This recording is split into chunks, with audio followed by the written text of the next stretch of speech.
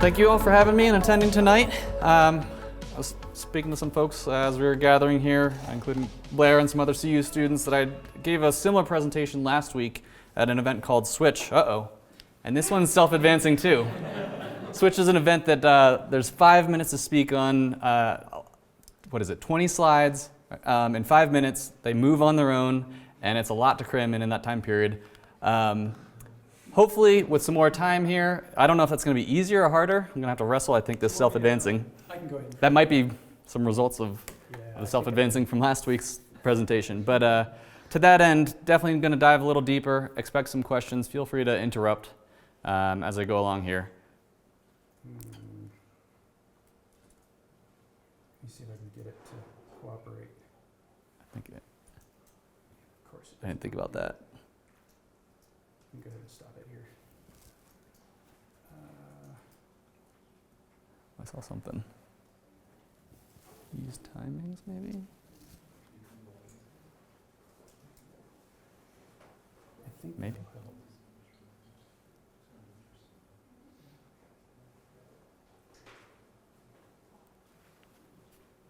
I'm hoping. We'll see if it sticks. Otherwise, I'm going to have to race through. There's only 15 seconds per slide. So I am the team lead for Xcel Energy's Colorado solar programs. As mentioned, run on-site solar, solar gardens, and also increasingly battery interconnections. But I do want to start off with just some introduction to Xcel Energy for those who don't know, and also just a bigger picture of some of our ambitions when it comes to clean energy. Customer programs are certainly a piece of that equation, but also large investments in other clean energy alternatives are a piece of it as well. So with that, just an overview and introduction. Xcel Energy is in 8 different states, mostly kind of along the lines of the Midwest and West region. It's a great place for wind, great place for solar, and we serve 3.6 million electric customers and 2 million natural gas customers. As I think about the natural gas, I'm reminded that today is actually PSCo's, Public Service of Colorado's 150th anniversary. On today was when the kind of first origins of Xcel Energy were born, starting as a natural gas company, providing basically street lighting through natural gas. Eventually, of course, that lighting turned into electricity, and things have evolved, and innovation has occurred since then. But 150 years today was when the origins of Xcel Energy. So there's a long history with energy. It continues to be important for our society and our economy. I'm personally proud to work for Xcel Energy and all the innovative solutions that we're working on to provide that clean, affordable energy across these 8 different states. Across the company as well, we do have 3 strategic priorities: lead the clean energy transition, enhance customer experience, and keep our bills low. And in some cases, there are tensions, and in other cases, increasingly, they all kind of come together. And that's a little bit what I'm going to talk about today, is really how each of those 3 priorities, we have to hit them all. Sometimes we have to prioritize one over the other, but for the most part, as we see costs of renewable energy coming down, that helps to keep bills low, but also to lead the clean energy transition, while also offering customer programs to provide that positive customer experience. So, I alluded to some of the clean energy ambitions. Right now, we have reduced 38% of our carbon emissions since 2005 and are on track to meet our goal of 80% lower carbon emissions by 2030, and then have our ambitions to reach 100% carbon-free electricity by 2050. And one of the interesting pieces of this is that we do know how to get to the 80% by 2030.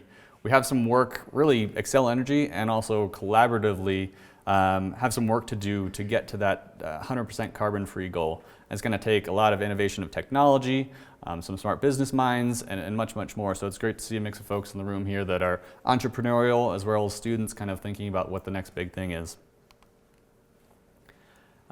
Those numbers were largely related to carbon emissions. I do want to call out more kind of the renewables for a minute.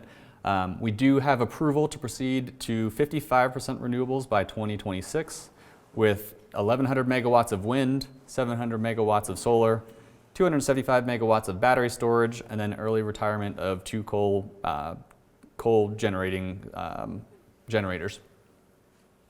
This is putting renewables across the service territory for the most part, along the Front Range, and a little bit into the mountains when it comes to some of these wind and solar projects, as well as batteries. And again, feel free to interrupt as we go along here. Where is Comanche? Comanche is down in Pueblo. Thank you. Yep. As I speak to renewables, I do want to caveat a little bit that there is a challenge of reaching 100% renewables, and our goals are 100% carbon free. And some of that's really related to keeping in line with our strategic goals of keeping bills low, while also trying to continue to prove that clean energy transition, which can incorporate and very much will incorporate a lot of wind and solar, but I think there's other solutions that can keep our grid reliable and safe in addition to that wind and solar that we're going to have to incorporate into the mix in a clean way.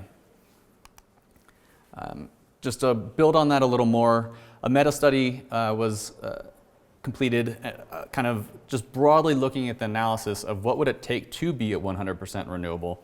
And really, in order to accommodate the swings of wind and solar energy during different seasons and during different times of day, you'd have to overbuild the grid by about 8 times.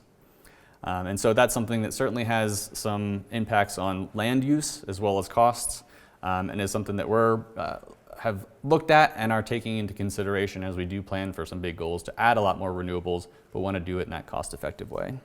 Does that have storage in there? Like, that seems high. So that one does not have storage necessarily.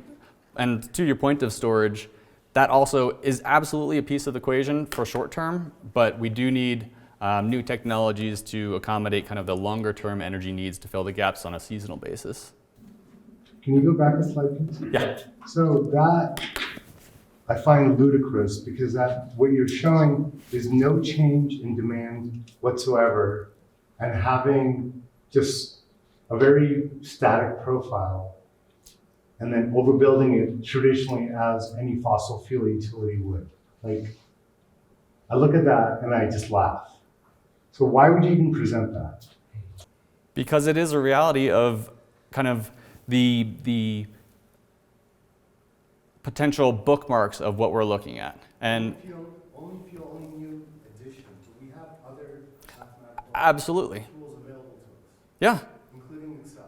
Yeah. No, I think we absolutely. You only have one operand.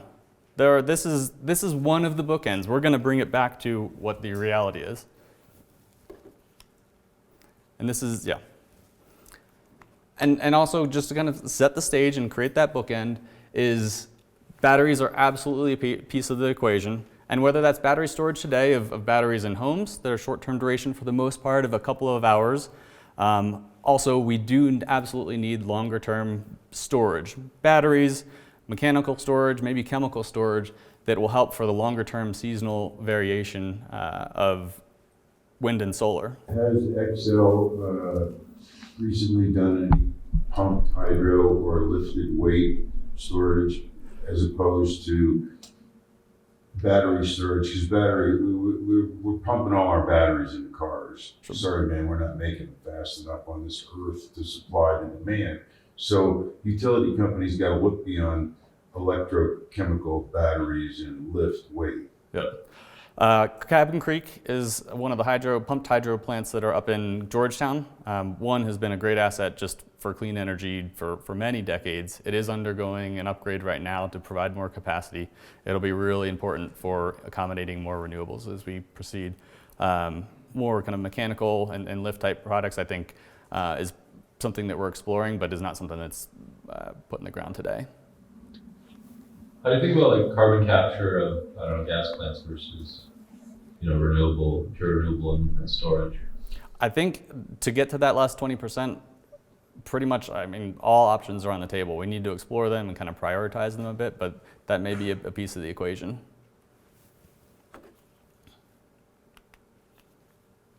And as I do mention the 100% challenges of 100% renewable energy as we work for 100% of carbon-free energy, that doesn't mean that individual customers can't make their moves. And I think, market themselves as being 100% renewable or kind of speed along the transition. And so these are four different renewable energy programs that are available today that include renewable energy credits in some cases that, from a marketing perspective or otherwise incrementally adding new renewables to the system, help us along this transition. So this is really my day-to-day, is the Solar Rewards program, which is largely on-site solar. There's more than 50,000 installations here in Colorado now, ranging from on-site installations for homes to two of the largest solar installations that were just completed here earlier this year that are on-site for the largest rooftop solar installation at an Amazon facility, which is 9 acres of rooftop space filled with solar, and then also 54 acres of solar at IBM up in North Boulder. So that's absolutely one method, is putting that on-site solar that's putting the electrons into the building, and if there is excess generation, putting it onto the grid. Solar Rewards Community is a solar garden program and is something that really Colorado was pioneering in and was one of the first to offer solar gardens, which is a up to 2 megawatts. Next year will be up to 5 megawatts solar facility. And that's something that customers can subscribe to, so they don't need to put it on the roof, but can benefit from some of the bill credits and the cost advantages from these solar installations. Are those oversubscribed or undersubscribed, or like how are they pacing? They're, right now, I forget if I included it, but we're about to double the installation capacity, so I think we're at about 80 megawatts of installations right now, and about early 2021, it'll be at about 200 megawatts. So it'll double in capacity, and then and there's a little bit of a lag. There's awarding the projects, and then the projects take 2 years to build. Once they're built, then the customers are receiving the bill credits and subscribing to it. And so usually once they're built and kind of the subscription level, hopefully the developers really would like to have those line up perfectly. But will be both from a capacity install perspective as well as participation will more than double in the next year and a half. Okay. But on those, you guys own it, right? Like it's rate based? No, they're third party installed. There's a mechanism set up that customers get bill credits of about 6 or 7 cents depending on their rate class. And then it is sold and offered by third parties that are installing and constructing the projects. Got it. Cool. We do have Renewable Connect, which is offered by Xcel Energy. That is fully subscribed today. That's a 50 megawatt solar plant out in Deer Trail, and does include the renewable energy credits for those that want to kind of be true to the ownership of the renewable energy credits and the renewable energy claims. It also does have both a bill credit and also a bill charge for the renewable energy production. And then there's WindSource, has been around for 20 plus years now, I think, and is a premium price program, but is something that helps to contribute to the renewable energy, the renewable energy standard adjustment budget that funds a lot of the incentives for these programs to help get projects going. And how is wind construction going right now in general on the Front Range of Colorado and Wyoming? It's big. I mean, as I mentioned before, I think it was 1,100 megawatts of solar. We in Colorado and Wyoming and really along the Midwest have been endowed with some great wind resources. So there's a lot of opportunity there. We're fortunate to be able to soak up a lot of that as energy users here in Colorado. And we're tracking like 2017, 2018. As far as that 11, I think it's 1,100 megawatts, will be installed by 2026, maybe a little bit earlier than that. There was 600 of that was at Rush Creek that was completed at the end of last year, if I believe correctly. That was 600 megawatts of solar, or wind. Do you know if the change in the solar garden law allows new gardens to be up to 5 megawatts in size? Does that kind of retroactively apply to ones that are already set up that maybe would allow those other gardens that are fully subscribed to grow to 5 megawatts? So, just background for others, there was legislation that was passed earlier this year that increased the maximum solar garden size from 2 megawatts up to 5 megawatts. And with that, there's some other regulatory processes that follow from the legislation up to the Public Utilities Commission, and then ultimately to our programs. To answer your question, there are of that, 80 plus megawatts of projects that have been awarded today through a competitive bidding process.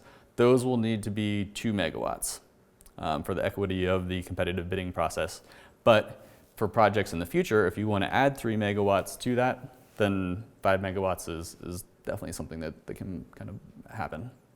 They then be able to just do 5 megawatts. I guess there's a location specific amount that they say they were awarded 2 megawatts in the previous year, and then at that particular site they're only allowed a maximum of 5, so they couldn't do an additional 5 because then that would be 7 at that particular location. Correct, and really where the one of the big drawing lines is a parcel of land. And so, yeah, you can have a 5 megawatts, including say 2 plus 3 megawatt garden on one parcel, legal parcel, for projects that you're combining from a 2020 award with a current award. Wind Source and Renewable Connect. Do you know if CU Boulder is enrolled in either of those programs to any extent? I don't know, and one of the reasons for that is, for me personally, kind of looking at these 4 different programs, the top 2 are marketed and mostly sold by third parties. The bottom 2 are sold and marketed by Xcel Energy, and so there is a line that's drawn kind of organizationally that I'm not involved in the bottom 2. I'm in the top 2, and so I'm not as well versed in the bottom 2 as far as who's subscribing to it. I could answer that. CU has a few third-party ownership contracts on some buildings, including the UMC, and I think there's a solar farm somewhere here outside. Anyway, someone else has ownership of that. They sell electricity to CU a certain amount, and I think it's on like the E-Center's website. You can go look. Yes, there's some on-site solar here done through like PPAs, and they're owned by other by third parties. But just thinking of ways for an organization as large as this, for us to be a leader and to move towards a 100% procurement for renewables, it seems like Renewable Connect and Wind Source would be viable options without having to do huge on-site installation or VPPA, something else. We could just enroll in something like this if there was buy-in from the administration at the upper level. Sure. All right. Make it happen. So again, with those bookends of kind of the extreme of overbuilding by 8 times and bringing it back to customer programs will contribute to that. There's also energy efficiency programs that have been offered for at least a decade. Largely, there's 150 different programs, from insulation for your home, which may help a little bit on air conditioning as well as your natural gas consumption, to large-scale process and custom programs for more manufacturing facilities. To date, that has helped to avoid the installation of 20 power plants and 628,000 tons of carbon. One of the things about this, as we kind of look at some of those metrics, is largely about the energy and bringing overall kilowatt hours down. But as time goes on, one of the things I know we'll be looking at, in addition to being more efficient with our energy usage, is being more efficient at specific points in time. And so that's really where integrating renewables with the load can help to reduce that need for 8 times overbuilding. And a piece of that, as we look at the portfolio of energy resources, definitely includes kind of those more variable renewables, solar, wind, some of the hydro facilities. We have more of the fast burst balancing from energy storage that may be in homes, might be mid-sized business installations, and then also larger scale demand response, which is curtailing, for the most part, whether it's an air conditioner in your home through our Saver Switch program, or larger scale mechanical or commercial and industrial facilities that are able to curtail some of their bigger equipment. The bottom piece, do want to call out, is the firm low carbon resources. And all of this as a whole is really going to be important, but that piece in particular as we do get away from coal and other traditionally more firm resources, that's a big important piece to both having a reliable grid and keeping it cost effective. If you take that piece out, it gets real expensive real fast. And so that's something where the innovation really needs to happen for geothermal solutions, perhaps nuclear, maybe the carbon sequestration, hydrogen storage, and more. Does Xcel currently do anything in biomass or biogas? I believe there's one biomass facility. Yeah. Or wood? I can only guess. I have to look that up for you. I think there is also a biogas as well, more from farming and or waste.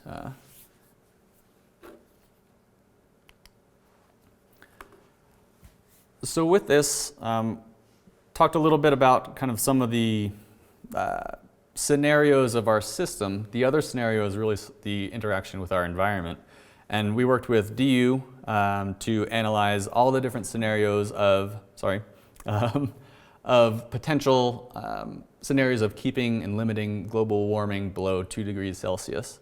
And so in this scenario, kind of the gray area is all those different scenarios of where everything is above 2 degrees Celsius. You'll see the trajectory that we're on continues to stay below 2 degrees Celsius. We're also kind of tracking with the 1.5 that I think we also increasingly hear about as well.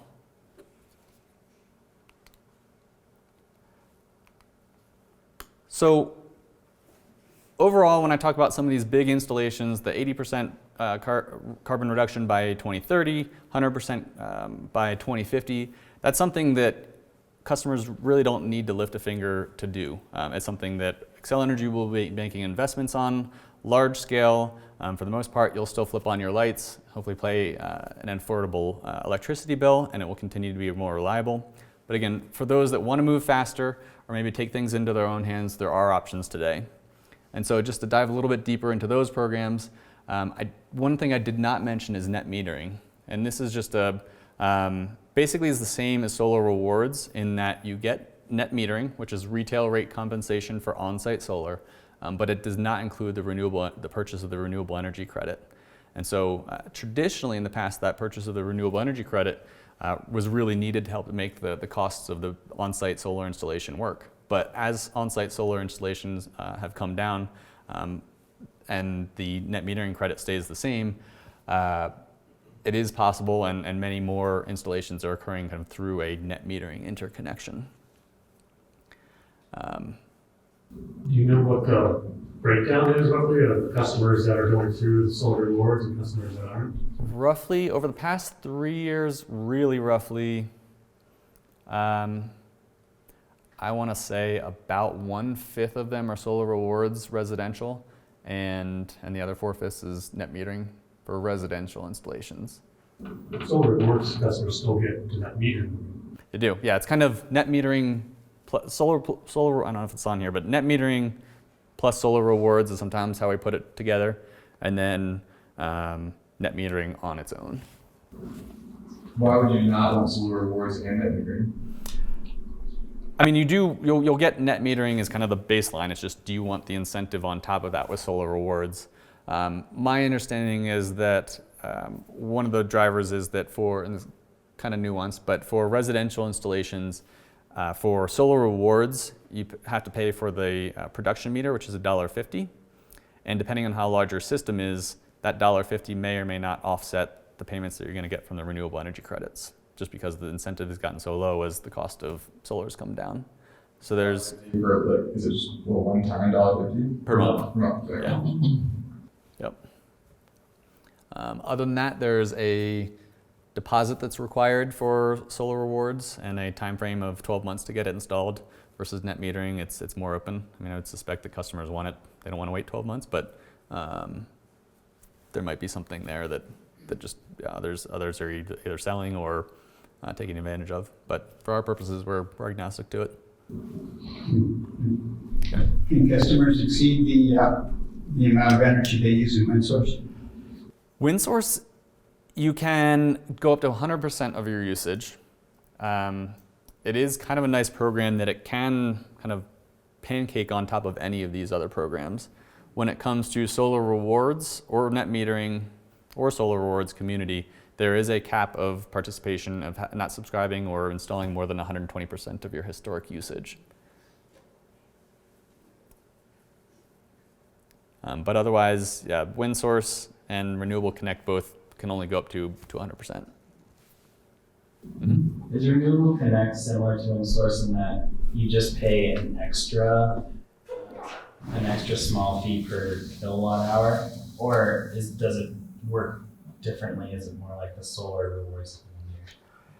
It's kind of, I mean, it's another program, and all of these really are just an offer another choice. Some really want it on site.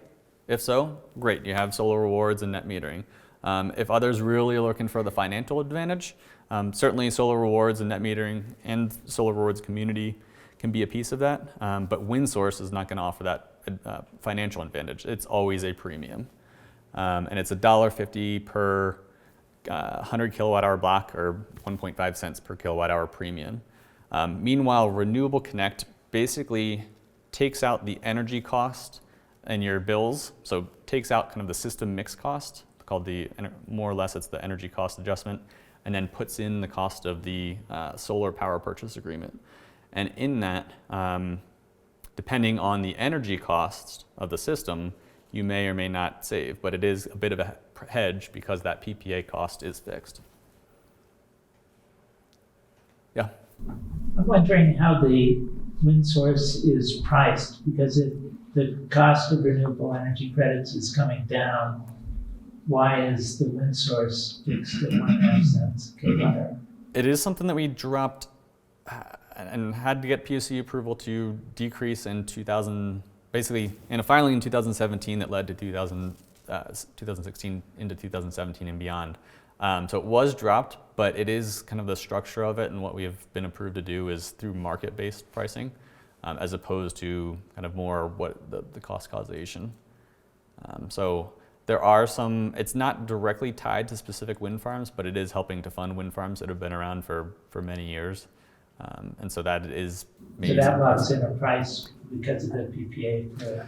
Yeah, but the reality is they're relatively separate. It's kind of the pricing that we've come up with that stakeholders and the commission has approved is really what is that market price to buy basically renewable energy credits in other forums that kind of provide that similar value.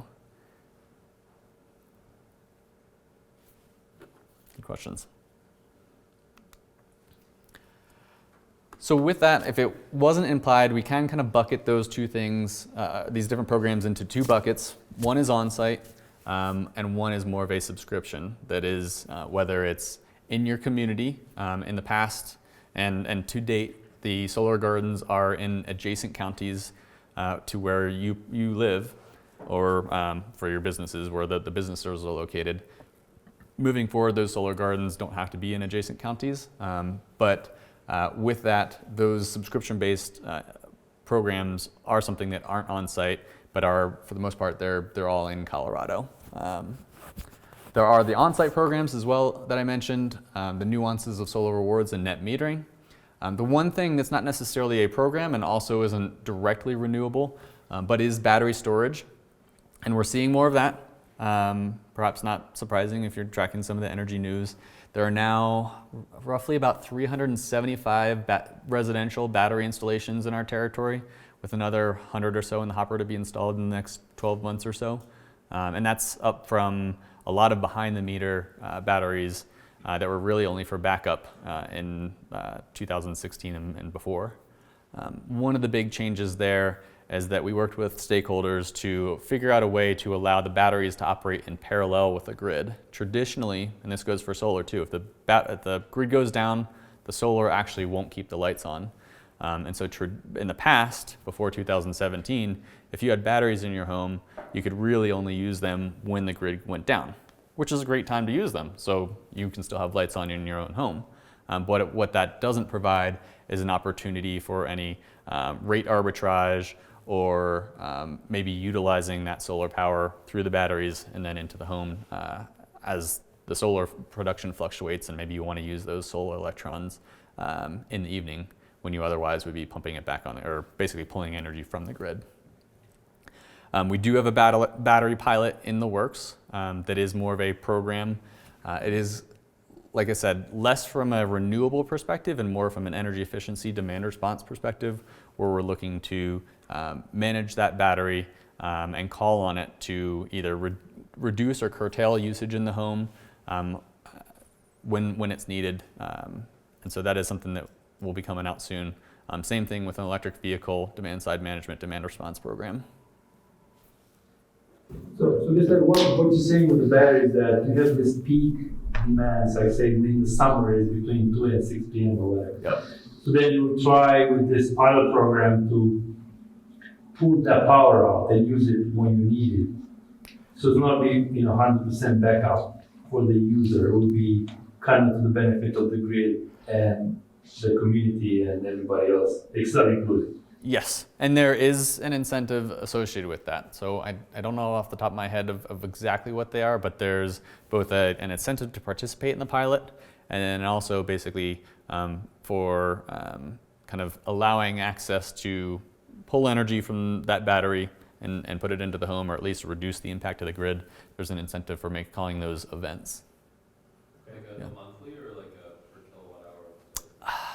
It's a good question. I mean, that's something I know that our product developers were kind of working through to figure out how to justify it. I mean, I know the idea is to have it be really compensating for the value that it's providing, but to simplify it, kind of sometimes there's a balance of art and science there.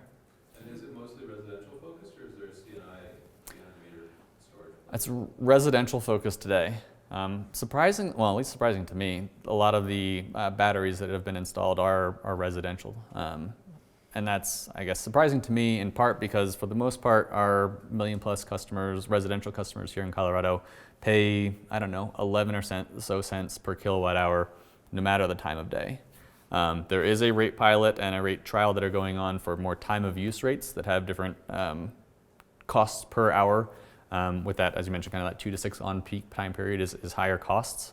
And that's where maybe there is some value of pulling from the grid at certain times to fill your battery and letting it out at different times. But Demand charges for C&I though? yeah, and that's why I think it's somewhat surprising that, yeah, I mean, I think there is an opportunity for batteries to provide for the individual customers, which then reflects on the grid as well, but at least for customers, that demand charge reduction or curtailing.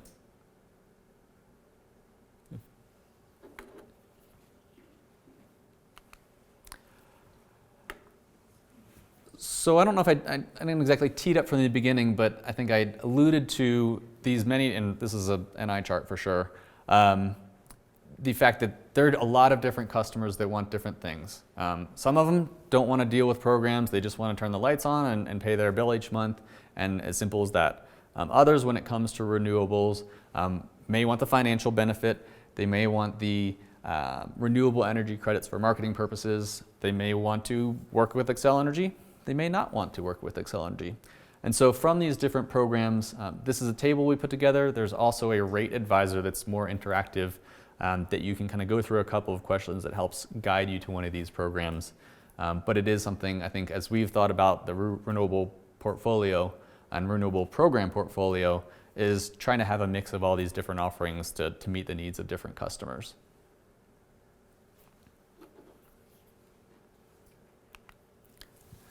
I'm going to shift gears a little bit, maybe no pun intended, with electric vehicles. But any more, I mean, I can come back to renewables, but did want to talk a little bit about electric vehicles as well as a emerging opportunity for clean energy. So with this, I think this needs to be updated again. There are well more than 25 models that are available in the US. You can see some of the different pricing. I think some of this, maybe with this room, don't need to dispel too many myths about electric vehicles, but there are absolutely some expensive ones that are 6 figures plus, but there are also some more affordable ones that are in the $20,000 range, certainly when it comes to the, including the federal tax incentive, and also Colorado has one of the most generous state incentives at $5,000. $2,000 e-bikes up there. Yeah, yeah.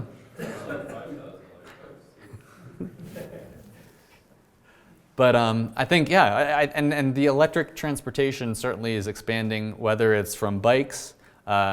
Certainly kind of things started out with the Tesla Roadster, but also Nissan Leaf and Nissan Volt that were more sedans. I think for those in Colorado that like to pack up their gear and head to the mountains, it's good to see some more SUVs that can hold that capacity.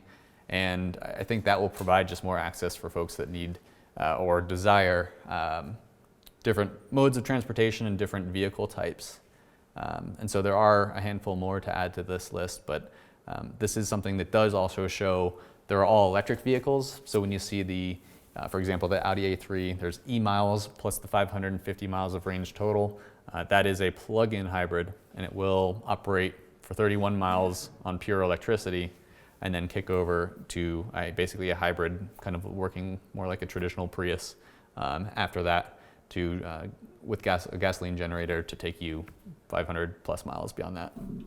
Do you foresee a future where people can use their electric vehicle batteries to back feed onto the grid as distributed energy resources? I think so. The timing's uncertain. It may be something that starts with bigger vehicles first, just from whether it's from a cost effectiveness perspective or being able to leverage that, because there are 25,000 electric vehicles in Colorado today.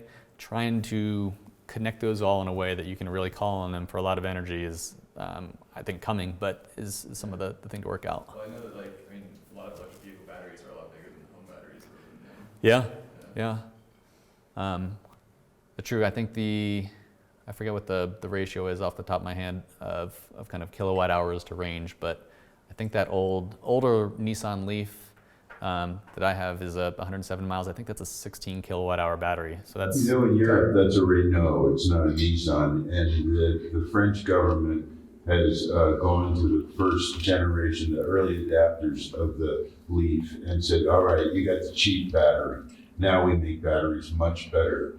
We'll buy your old battery. So that they created a market for used batteries, and they park them at the base of windmills all over the place. And because they might not drive a car as good as the new generation of batteries do, but they're perfectly usable. Perfectly usable. yeah. Yeah, there's going to be a place And for so that. it's a win-win, everybody wins. Yeah. Now, there are going to be a lot of batteries out there from the cars that still have a lot of value in them. Absolutely. Yeah, but back to this question, about using batteries as, can you maybe use that as a sort of curtailment to suck some of the excess energy that renewables sometimes generate that you really don't have anything use for it, right? You expect that every once in a while your renewables, because it's on and off, will generate too much energy. Is Xcel interested in using that excess energy and giving them incentives to the EV owner, to store that energy into their batteries? Sure. But for that, you need to get into the actual charger and you control that kind of space. Sure. So when was it? 2013. So one thing is for air conditioning is a relatively large load during our peak times. And for those that don't know, there's a saver switch and now a smart thermostat program to help to curtail some of that usage. And there's an incentive to provide that, just to send a signal to the air conditioner and turn it off or throttle it on and off during peak periods. And that's kind of just one-way communication. And even to that end, the saver switch is literally one-way communication to the air conditioner and the box that's controlling it. Smart thermostats give one-way communication to the thermostat, and then we also know, is it actually being turned off? So that's kind of, I don't know, related to vehicles. I would call that, for vehicles, is V1G, is one-way communication between the vehicle and the grid. Then there's V2G, which is whether it's communication or also that flow of energy going both ways. And right now, from a technology perspective, we did trial kind of that throttling on and off throttling off on and off smart chargers in about 2014 and 15. We are embarking on kind of a new evolution of that to communicate directly with the car as opposed to the electric vehicle charger to do that just one way, V1G communication, with incentives to charge at different times and charge later in the evening. I do think at one point there's a need and an opportunity to both communicate and pull from the car. And I think it's coming, need the technology there a little bit. Might be some kind of increased collaboration, both with consumers, utilities, and the vehicle manufacturers, because it's, in some cases, I think they have even though they sell the car to the homeowner, they want to make sure that battery can live up to its warranty. So there's some things to work out there, but it's coming. Yes? I was going to say, I just think I heard on a podcast that like Nissan is now actually guaranteeing their warranty if you do use that as energy storage. Nice. Cool. Yeah, I haven't heard that, but I think that's a big piece in my mind. If they're more comfortable with that, helps the consumers get on board with it as well. I mean, conceptually, it at least seems like you're pulling and adding to the battery all day long while you're driving and charging. So what's the difference? But I don't know, it may increase the amount of charging and discharging in addition to your driving. But I think we're getting larger batteries, 200 plus miles of range is, I don't know if I call it standard yet, but certainly more affordable in many consumer vehicles. And so that longer range maybe provides more flexibility both to get to work, but also maybe leverage it for the grid. Yeah. When do you anticipate that your day-ahead and week-ahead renewables forecast might be available to your customers? That's out of my scope I think of when that's coming. And I couldn't tell you what the barriers are to that. I know, hourly and real time, there's some kind of market transparency type things there that I think maybe some issues with, but most people in the United States can get that from the internet, from their RTO or whatever. Yeah. I don't know, but I think I've at least thought of it before from, I don't know. I think as we think about traditionally, economics certainly drive quite a bit of either individual decisions or business decisions. And so a lot of it has been kind of decisions that have been based on what's the cost of the energy at different times of day or in a broader perspective. But as we do look forward, I know we'll be driving to more carbon-free solutions and kind of aligning carbon-free with the cost to consumers. I would anticipate more of that to help kind of line those up and head together in the right direction.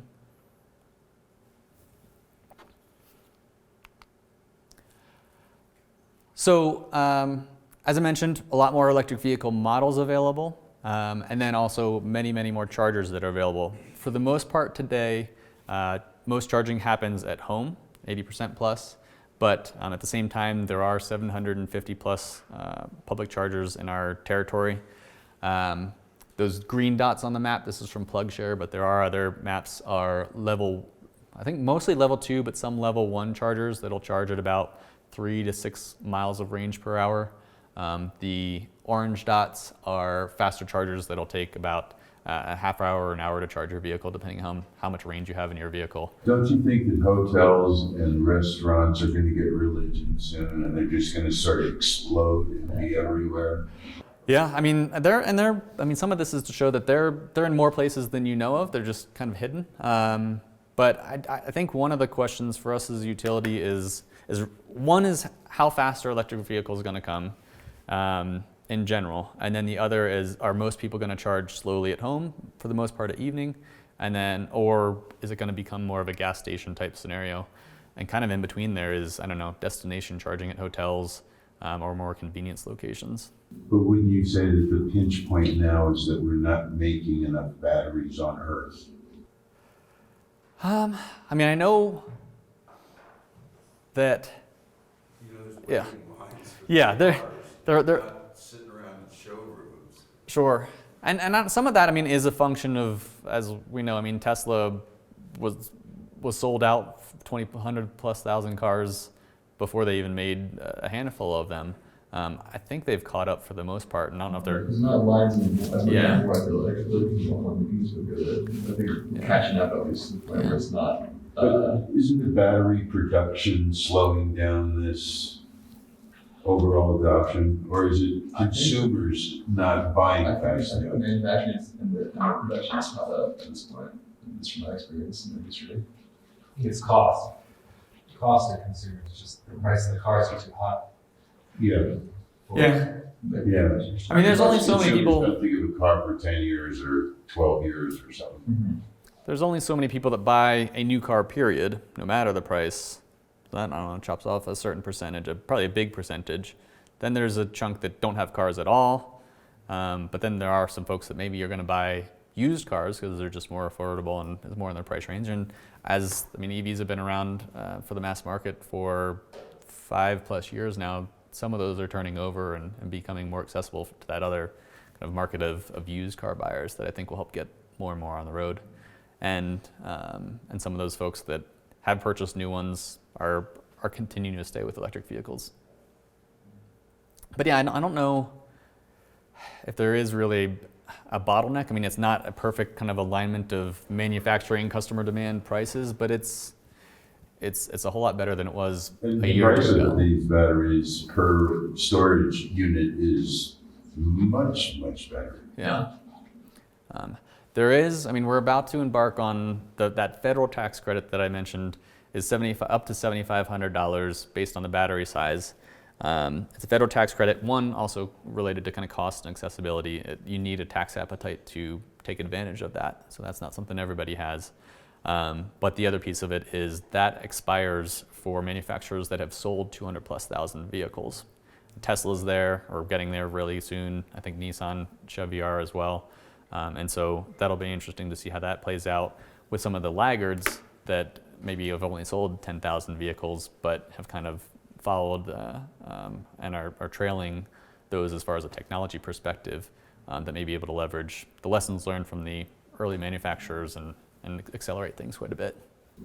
So is Xcel still offering its rebate on the Leaf? There is a Leaf incentive. It is paid for by Nissan, actually is the one that pays for it, but it is for Xcel Energy customers that we are helping to get the word out about that. So there's I think it's $3,500 for a new Leaf. So so there are some decent incentives out there while the costs of the vehicles come down too. Is Xcel doing anything with their own vehicle fleet too? We are. Basically every sedan that's been retired or will be retired will be converted to a plug-in electric vehicle. There's, I think, about 35 electric vehicles in the fleet today. We also have some bucket trucks that are electric power takeoff modeled. And I think that's the other thing. Some of our fleet is larger trucks. And so whether it's us or other utilities across the country or even municipalities that have larger trucks, but decent sized fleets, there's an opportunity there. And I think we talk a lot about consumer vehicles, but certainly those trucks are an opportunity, buses, and public transit as well. Can't forget the bikes too. Yeah. Of the 80% of charging that takes place at home, is that mostly level 1, just plugging into the wall, or do you have any idea if there's what the percentages of level 2 charging is that's going on in the homes? We do. We've done some surveys ourselves, and I think in the early days and just the response rate wasn't a huge number that we can be like, okay, this is really the trend. But it's really roughly about half and half, probably with a little bit more bias towards level 1s today. I don't know if that'll change with longer range vehicles as, people maybe end up driving more because, for the most part, those, the early Leaf that was 84 miles of range, you could charge that overnight. 107 miles, I know for mine, depending on if I really drained it all the way down and I'm just charging on level 1, depending on when I start charging it in the night, I might not charge all the way up in a level 1. So there's some things at play there, which I think is part of that big question of how fast do people really want to charge and or need to, whether it is that super fast or fast chargers in public, or even the difference between level 1 and level 2. Yeah. So we installed our level 2 charger at home 6.5 years ago. Yeah. And at that time, there was a rebate from the state, I believe, that virtually covered the cost plus installation. Yeah. It was $800, and I think the total was $1,100 to do that. And we now have an S plus, and I'm getting 270 miles of range or so on that reliably above the EPA. And it takes 6 hours on the level 2 to go from empty to full. So 6 hours for 270. Yeah, that's right. I mean, the EPA rates it at 226, but I'm reliably getting, even in this colder weather, 260 to 270 miles of range. That's a 60 kilowatt hour battery. And that pilot that we're developing and launching soon is for level 2 chargers only. Part of that, I think, is the level 1 is a relatively small draw on our system. Certainly in aggregate it gets big, but I think to provide that larger incentive and benefit, we're also looking to curtail more, or at least shift more into the evenings. Mm-hmm. Is level 1, is that like 240 or is that 120 or what? Level 1 is 120, the level 2 is 240. Yeah, and roughly 2 times the speed.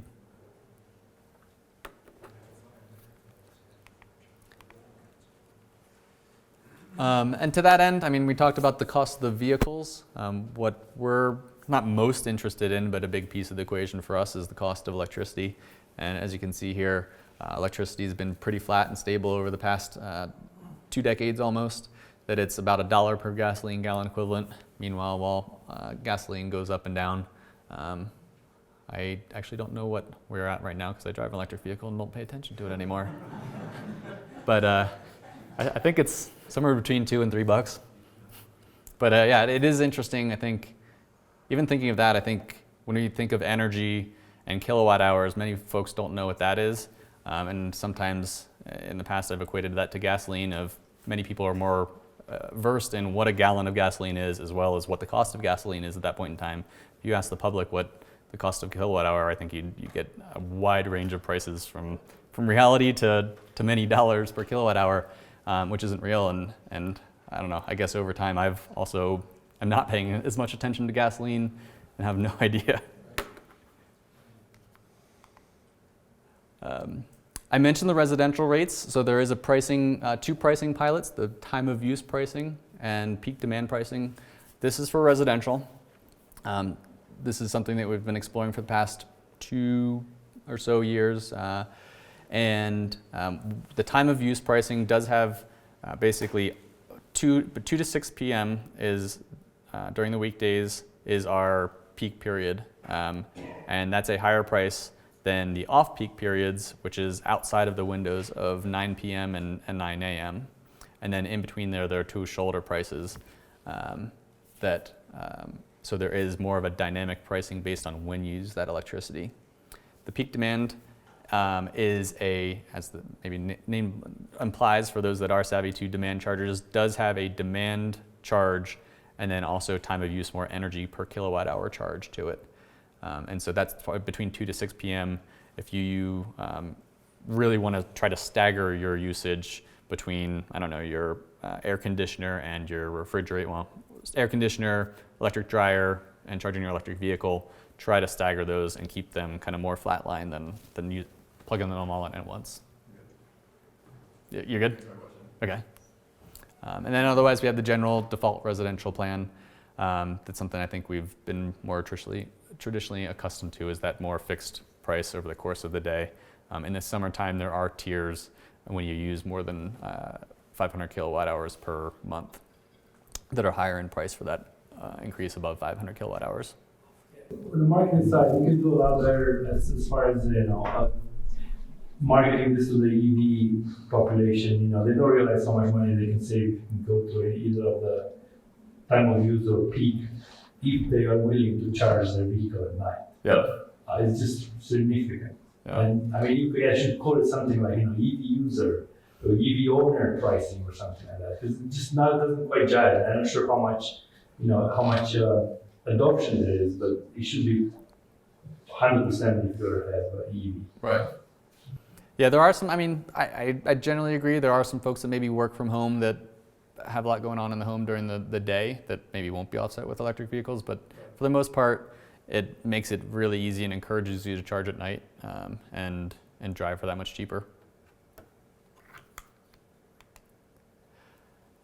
I mentioned the Renewable Energy Program Advisor. I think it's about 5 questions that it guides you through on your personal preferences. It is a little bit residential, or it is residential focused, to help you think through your renewable program options between wind source, Renewable Connect, solar rewards, net metering, and also the solar garden program. We also do have a relatively new electric vehicle advisor. And so that's at xcelenergy.com/EV, pretty easy.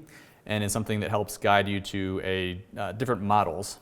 And certainly some of those questions are about preferences, about cost savings or your budget, but even just lifestyle things. And I think that gets to that portfolio of different vehicles that are available is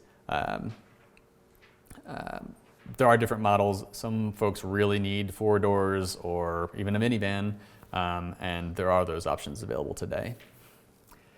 And then also Energy Efficiency Rebate Finder just makes it easier to find the plethora of options that are available for those 150 renewable energy programs. So trying to make it easier. I know my team handles customer calls and are kind of, I consider them the Navy SEALs of customer care to really answer the most complex solar questions you might get.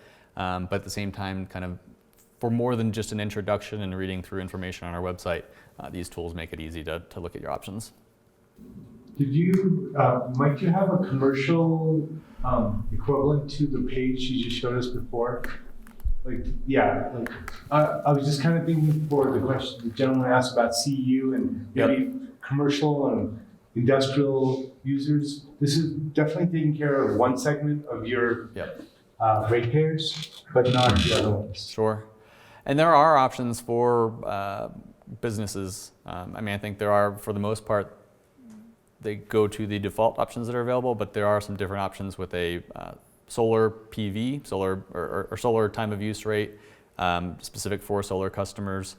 There is a low load factor rate, SGL, for those that maybe have more intermittent usage that spikes infrequently. And so there are options there that I agree. I don't know if we communicate as well as we could.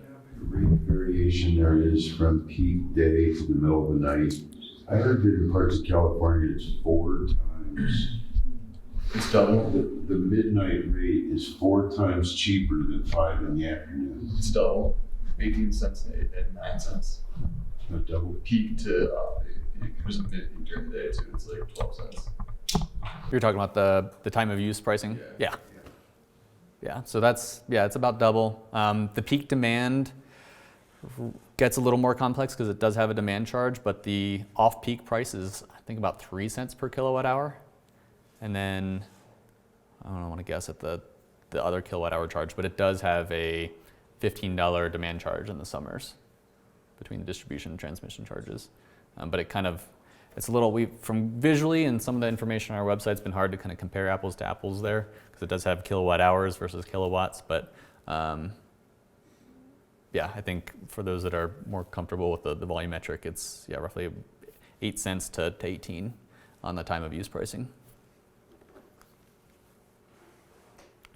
Do you know how many customers have signed up for those pilot? Roughly about 12,000. It's a voluntary pilot, and it's voluntary. So. Both, what's the breakdown between the peak long and the kind of regular time of use? Roughly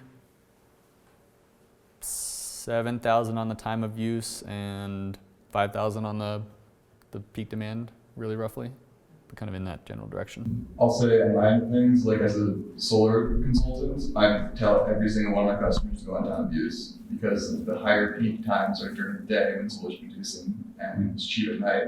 I've done analytics and I can design my systems at 80% actual electrical offset and then offset 100% of the bill based on typical consumption throughout the day. I think the people that just make the change generally, their lifestyle changes. They dial into the fact that they're just not one more pig on the planet. Yeah. I'm interested in the capital picture. So you talked about the early retirement of Comanche 1 and 2. Would that be the only stranded assets that you see to meet the 80% by 2030? So I don't know if I'd call them stranded, but there definitely will be some fossil fuel retirements, period. And I think the ideal, and as we look at the 80% reduction by 2030, it's in 10 years' time, relatively quick for a lot of energy, a lot of capital, and a lot of investments that are out there. I think the plan to get there is through a lot of renewables. It may be through natural gas and other energy storage. We don't have nuclear here in Colorado. Energy efficiency, but there is also both retiring coal plants as well as kind of throttling and managing the usage of some of those fossil fuel plants as little as we can. There is also the strategic electrification aspects of things when it comes to electric vehicles that may provide some benefit of balancing the system. And then at the same time, there's a lot needed to invest in the grid, both from a communications perspective as well as from the equipment to be able to manage this either intermittent power flow or sometimes reverse power flow. So try to answer at least a little bit of your question, over the next 10 years, will be some retirements as well as just reduce use and operations of fossil facilities. After that last 20%, we really need to find some technology solutions to be able to turn them all the way off. But you don't see dramatic changes to the capital outlays over those next 10 years to build up the renewables and or retire existing generation early. I mean, there'll have to be capital outlays to build these wind and solar farms for sure. I think some of the terminology and ideal is we're investing in steel for fuel. And so instead of investing in the fuel, the natural gas or the coal, it's investing in the steel and of the solar facilities and also the wind turbines. And so to that end, money will have to be spent, but as the costs come down, I think that's really one of the biggest phenomenons that help makes this work is that the renewable energy costs have come down, that it becomes economic to make these investments in cleaner energy.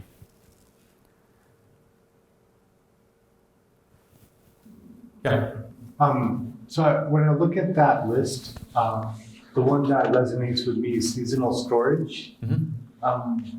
Whatever that means, whatever the costs are, I totally understand this is aspirational, but that could sort of right by itself get rid of that 8-to-1 ratio we started. Yeah. Oh yeah. No, I mean, absolutely. Like I said, those are the bookends. We got to bring it into reality. And some of that, yeah, kind of what seasonal storage is today. I don't know if current technology gets us all, or current technology does not get us all the way there. And so that's where some innovation needs to occur, and certainly the smart minds of the folks here at CU. We need your help. We need some collaboration with labs to continue to help find solutions to get to that last 20%. How do you think about electrifying homes and reducing your natural gas carbon footprint versus decarbonizing your electricity supply? Sure. I think that's one, this is really for the electric system as it is today, as opposed to the natural gas system, but I think that's coming as well, and is another kind of piece of that strategic electrification. It's going to be a big lift for residential conversions, but I think there's some probably specific target markets that you can hit to do sooner than later, even just new construction and start from electric to begin with. But retrofits are, I just think logistically are going to be a challenge both for consumers and then certainly utilities adapting, gas utilities adapting to that decreased load. With the increased electric load. Or yeah. Yeah. There, and I think some of the analysis so far kind of is, again, one of those extremes and bookends, but it would be, if everybody went electric today, would be doubling the electric load, or electric from natural gas, that is. So that would be also a big lift too. So there is kind of the shifting away from natural gas for heating, and then also building the electric system to be able to solve for that. Mm-hmm. Do you think the goal for Colorado should be 120% renewable or 150%, just because our resource is better than many of the adjacent states? Does Xcel have a pathway to actually become an energy exporter from Colorado? It's a good question. I mean, I think there might be market changes to make that happen. I'm sure there would have to be market changes to make that happen. But I mean, for the most part, we're really working on the 100% carbon free today. And that's our eyes on the prize, is the 100% carbon free, as opposed to going further and exporting and more. Do you guys ever implement unregulated arm, or is it all regulated utility? A big piece of a small regulated business is our Home Smart program. And that's something that provides maintenance and service on your home appliances, from many different things, from your refrigerator to your furnace and air conditioner. That is something that we're looking to build up, to provide some of that more in-home services, because it is one thing for us to make improvements to the grid and to the generation systems, but it's another to kind of line that up with both renewable or energy efficiency programs as well as just efficient equipment. Yeah, I was thinking, like, in the context of exporting, like, that's usually you're an IPP on the side or something, right? Yeah. Selling power elsewhere. So. Yeah. With that, just to wrap it up, and again, I'm happy to answer more questions. I think there's a little bit of time, but we are working on the carbon emissions as number one. With that, we have to keep in mind reliability of the system and affordability. It will be important to get alignment with states and stakeholders when it comes to the constructive public policy to help make that happen. And then also really the technologies for 24/7, 365 carbon-free delivery of energy by 2050 is going to take a lot of work, a lot of collaboration, new ideas, and some of it needs to start today. And we don't have the answers today, so welcome those ideas and continued work. Thank you.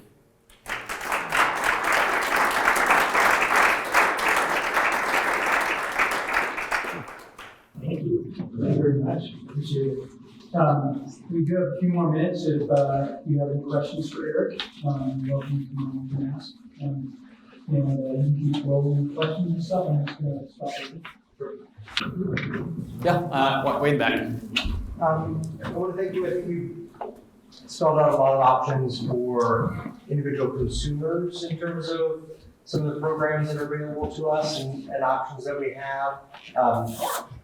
I was waiting until after all the slides because I was hoping you might have brought this up in one of them, but the EPA has had a program that I think legislatures have worked with in a couple states of their community choice aggregation program that lets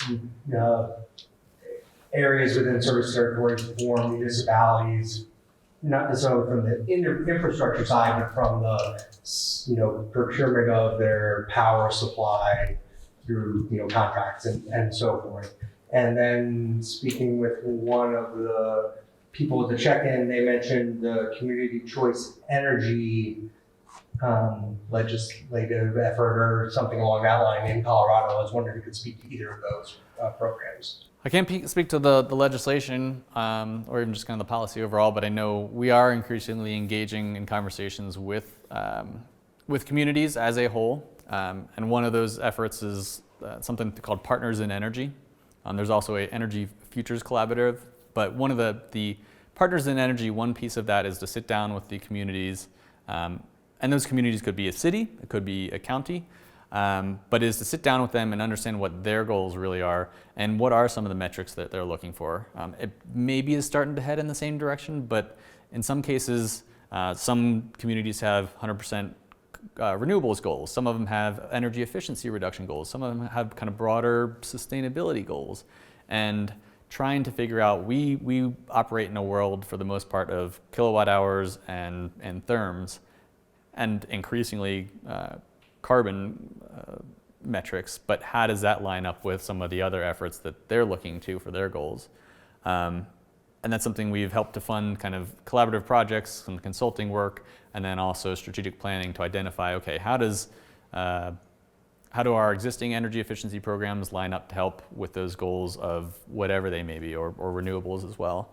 The other thing I think is with the Energy Futures Collaboratives is really taking that even further and just continuing that conversation to understand, are those goals just for citizens? Is it just for the buildings that are served and owned by the community, or a mix of all of it, and how does that fit in? How does a community influence its citizens? It's one thing to influence their own and make their own building decisions, but it's another to influence decisions. So we're having those conversations, I think, to help understand a little bit how do the programs we have today line up with that, and how do we develop programs in the future that can align with them on a broader scale to serve many customers, not just kind of one by one, but as a whole. Is there another question? You got a couple questions on the solar. Yeah. A few months ago, we had a presentation here by Byron of Jack Solar Garden. That presentation is on the web. It's on the CRES site under the video link. So if that's of interest to you, that's probably a place you should go check it out. Maybe one more, and then I'm happy to chat one-on-one or after. Sure. All right. So this isn't too specifically related, but kind of broadly, and I'm not sure if in your capacity with Xcel, perhaps you're not even allowed to comment on it, but how a regulated market versus a wholesale market, like an ERCOT or something like that, do you see those structures like encouraging more build out of renewables, or do you think regulated utilities that is like which contributes more, which spurs more build out, and if that's not an affecting factor, what do you think are the affecting factors? Sure. I think, one is I wish I knew a whole lot more about kind of the not unregulated markets, but the just markets in general. I personally wish I knew more about it, so I'm not very well versed on it. I think you'd hear from our executives and from myself, the vertically integrated, regulated utility, things can seem slow, but you can make huge moves. This 1,100 megawatts of wind, 700 megawatts of solar, that's pretty big and pretty fast. And so I think I'd argue for the advantages of the regulated utility. There's some transparency to it. There's, I think, some rigor to trying to balance all the different stakeholder input, because we're serving all customers and need to balance all those interests. And energy is critical to our society, our economy, and I think it's important to balance all that. And I see that. Scroll backwards through your slides. One of your very early ones, you had an image of today, and then 80%, and then 100%. I forget which years they were. Wait. 130, 150. Good memory. There. Down. Yep. Yeah.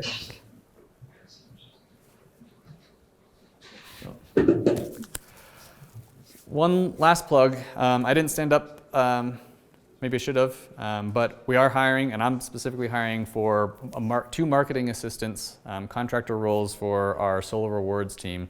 They interact a lot with the solar developers, both gardens and on-site solar.